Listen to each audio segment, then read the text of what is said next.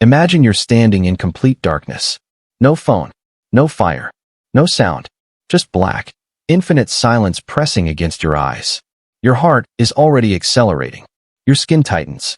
Something deep inside you is screaming, move, hide, run, and you don't even know why. That reaction isn't random. It isn't weakness. It's ancient.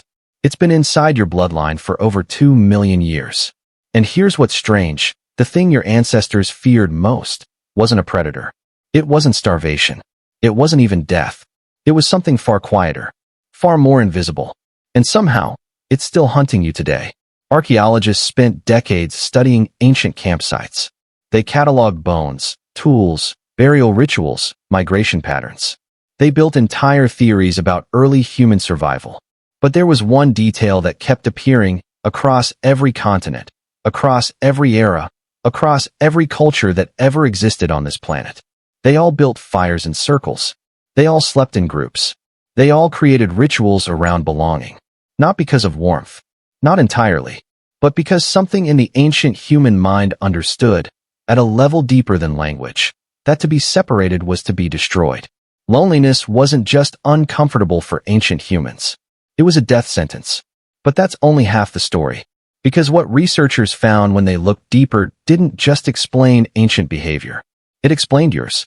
In 2008, neuroscientist John Cacioppo did something remarkable.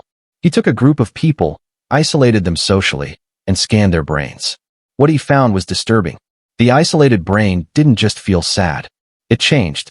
It activated the same neural pathways that fire when your body detects physical danger. Social rejection, to your brain, registers almost identically to a knife wound. Think about that. Your brain cannot fully distinguish between being left out of a group chat and being left alone in a forest at night. That's not a metaphor. That's neuroscience.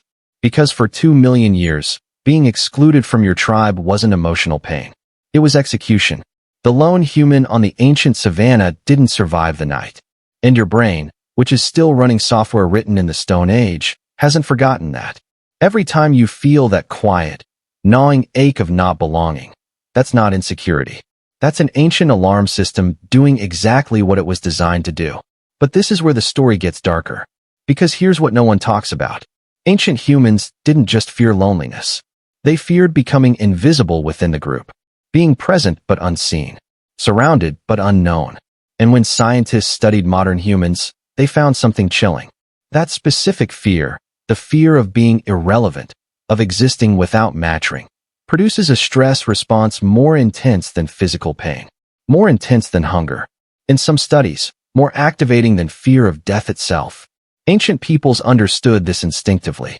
That's why every tribal culture on Earth developed elaborate rituals of acknowledgement, coming-of-age ceremonies, names given at birth with deep meaning, stories told around fires where every person had a role. These weren't traditions for entertainment. They were psychological survival systems. They were saying, loudly, collectively, you exist. You matter. You are seen. And what scientists discovered next was unsettling.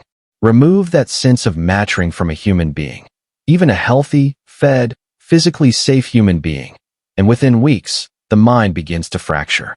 Memory degrades. Decision-making collapses. The immune system weakens. Invisibility, it turns out, is not just a fear.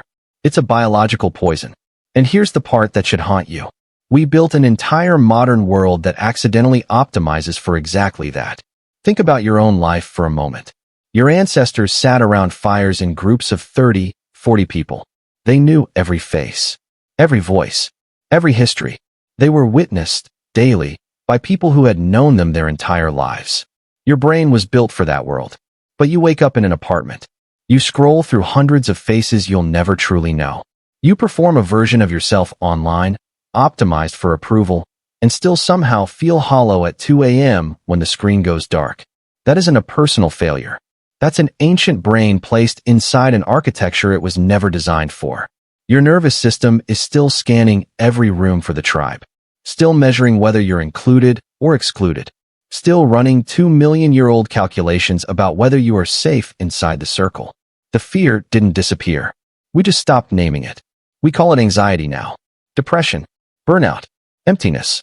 We medicate it, distract from it, scroll past it. But underneath all of it, the oldest voice in your biology is still asking the same question it asked in the dark of every prehistoric night. Does anyone know I'm here? Here's the final truth that took researchers decades to fully accept.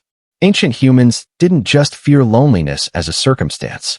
They feared it as an identity. The deepest terror wasn't being alone tonight. It was the possibility that your existence left no mark, that you passed through the world and the world didn't notice.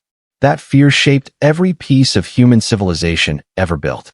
Every temple, every story, every name carved into stone, every painting on a cave wall in France, made 30,000 years ago by a hand that pressed itself into pigment as if to say, I was here. I was real. Remember me. We built religions around it. We built art around it. We built love around it. And now you're watching this video, in the 21st century, on a glowing screen. And somewhere inside you, something ancient is still searching for the same thing that humans have always searched for. Not safety, not pleasure, not even meaning, just to be known. Truly, fully, undeniably known. The fire circles are gone. The tribes scattered. The rituals forgotten. But the fear remains. Unchanged. Patient. Waiting in every quiet room. Every unanswered message. Every moment you wonder if the life you're living is visible to anyone at all. 30,000 years ago, someone pressed their hand against a wall so the darkness wouldn't erase them. You're still doing the same thing. You just haven't realized it yet.